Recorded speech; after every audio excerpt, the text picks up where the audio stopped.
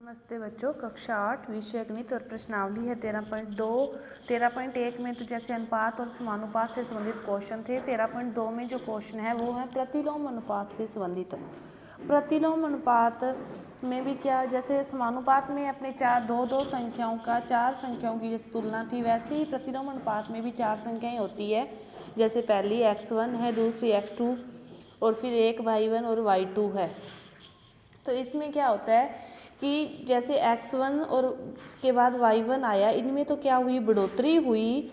तो फिर x2 के बाद यदि y2 आता है तो फिर इनमें क्या हो, कमी हो। तो उल्टा हो, मतलब एक ऊपर वाली जैसे बढ़ रही है कि किसी की जैसे आजू है 5 साल उसकी है और 7 साल, और वो पहले वाला जैसे है वो क्या है, उसका वजन जैसे है 10 और इसका जैसे वजन 8 हो। तो मतलब उम्र तो बढ़ रही है लेकिन वजन क्या है, इनका कम है। ये वाली संख्या बढ़ रही है, ये वाली कम हो रही है, उल्टी हो रही है। तो ये क्या होता है, प्रतिलोम अनुपात होता है। इसे क्या कहते हैं, प्रतिलोम अनुपात। की एक क्रम में तो संख्याओं में वृद्धि हो रही है लेकिन दूसरे क्रम में संख्याओं में कमी हो रही है, उल्टा हो रहा है, तो प्रतिलोम अनुपात है। अब देखो कि 13.2 में यही इसी से संबंधित क्वेश्चन अपने हल करते हैं। तो पहला जो क्वेश्चन है कि निम्नलिखित में से कौन प्रतिलोम अनुपात में है, ये आपको बताना है। अब देखो कि किसी कार्य पर लगे व्यक्तियों की संख्या और उस कार्य को पूरा करने में लगा समय। अब इसको प्रतिलोम अनुपात में है, यानी ये आपको देखना है। अब किसी कार्य में लगे व्यक्तियों की संख्या, अब कोई कार्य करने में जैसे 5 व्यक्ति लगे तो उस कार्य को यदि वो एक दिन में करते हैं, 2 दिन में या 3 दिन में, जैसे मानो करते हैं 3 दिन में करते हैं, 5 व्यक्ति लगे। अब एक व्यक्ति बढ़ जाएगा तो कार्य क्या हो जाएगा, थोड़ा जल्दी हो जाएगा, 2.5 दिन में। एक व्यक्ति और बढ़ गया तो कार्य जैसे 2 दिन में ही हो गया। इधर तो बढ़ोतरी हो रही है ना व्यक्तियों की संख्या में, लेकिन कार्य में क्या हो रही है, दिनों की संख्या में कमी हो रही है, उल्टा हो रहा है। और प्रतिलोम अनुपात भी क्या कहता है कि उल्टा ही होता है। तो ये क्या है, प्रतिलोम अनुपात में है। इसने दूसरा क्वेश्चन क्या है कि एक समान चाल से किसी यात्रा में लिया गया समय और तय दूरी, लेकिन चाल क्या है, समान है, तो उसमें ना तो बढ़ोतरी होगी ना ही कमी होगी। तो ये क्या है, प्रतिलोम अनुपात में नहीं है। खेती की गई भूमि का क्षेत्रफल और काटी की फसल की जो अपनी भूमि है, अपनी जितनी भूमि है किसी के पास उतनी ही रहेगी, और उसमें से जो फसल काटी है तो उसमें भी क्या बढ़ोतरी और क्या कमी होगी, तो ये भी इसके अंतर्गत नहीं है। इसके बाद है कि एक निश्चित मात्रा में लिया गया समय और वाहन की चाल, एक निश्चित यात्रा में। अब उसने क्या कहा है कि समय और वाहन की चाल, कोई यात्रा की जैसे 1 घंटे की, तो पूरा 1 घंटे के दौरान अपने के जो चाल है वो वही नहीं रहेगी गाड़ी की, और समय भी कम ज़्यादा होता रहेगा। तो ये क्या है, प्रतिलोम अनुपात में है। और जनसंख्या और प्रति व्यक्ति भूमि का क्षेत्रफल, जनसंख्या बढ़ रही है तो भूमि क्या हो रही है, भूमि जो क्षेत्रफल है वो घट रहा है हर व्यक्ति के पास।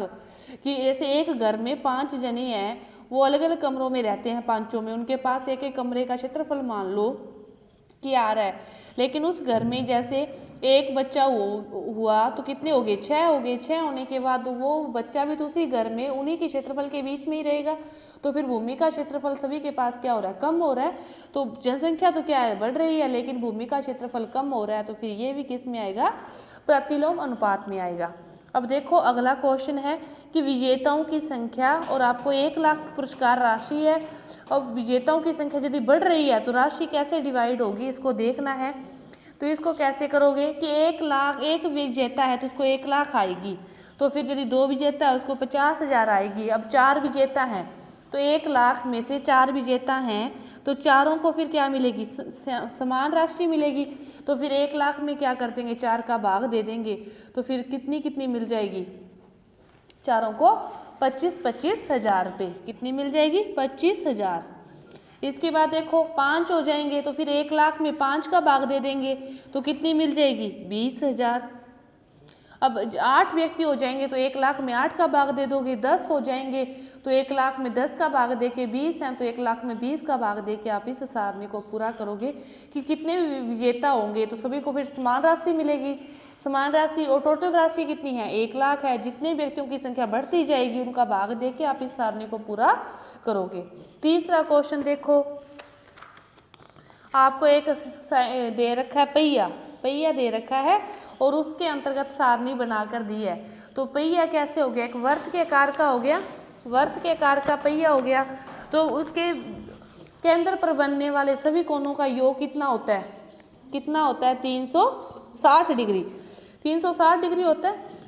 अब तिलियों की संख्या यदि 4 है तो कोण कितने डिग्री के बनेंगे, 360 में क्या कर दो 4 का भाग दे दो, कितने डिग्री के कोण बन जाएंगे चारों, 90 डिग्री के। अब यदि 6 है, टोटल 360 है तो 6 का भाग दे दोगे तो कितने डिग्री के कोण बन जाएंगे, 60 डिग्री के। अब 8 हो रहे हैं तो 360 बटा में 8, अब 8 का भाग दे दो तो कितना हो जाएगा, 8 चौके 32 और 8 5 40, कितने डिग्री के कोण बन जाएंगे, 45 डिग्री के। अब यदि 10 हैं तो 360 में 10 का भाग दोगे तो 0 से 0 कट गई, कितने डिग्री का कोण बन जाएगा, 36 का।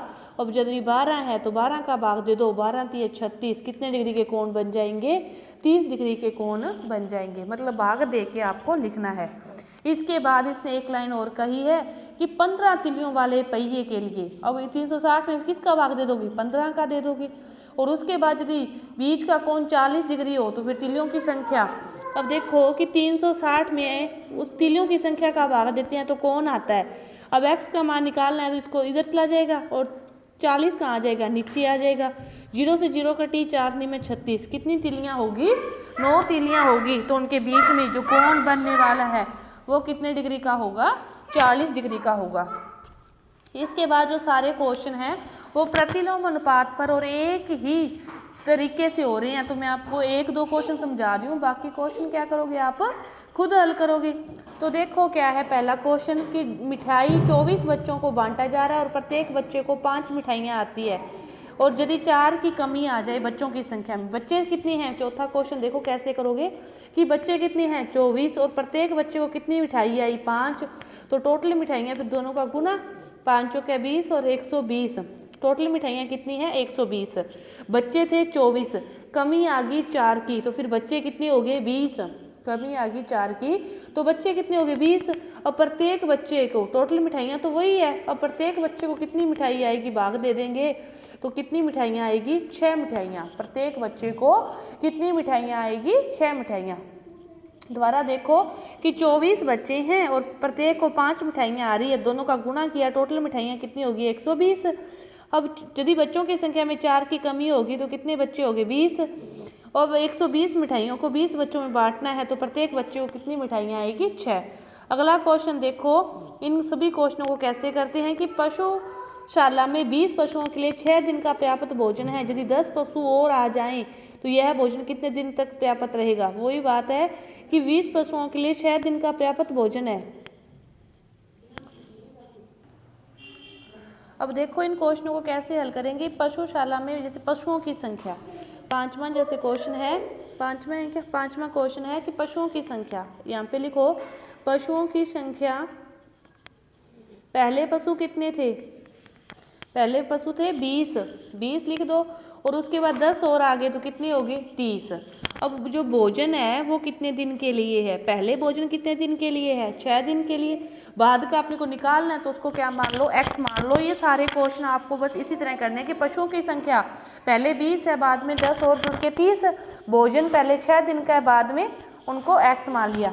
अब इस क्वेश्चन को कैसे हल करते हैं कि 20 बटा में 30, इधर से चलते हैं 20 में 30 का भाग दिया वो बराबर होगा फिर उल्टा, क्योंकि प्रतिलोम अनुपात है तो x बटा में 6।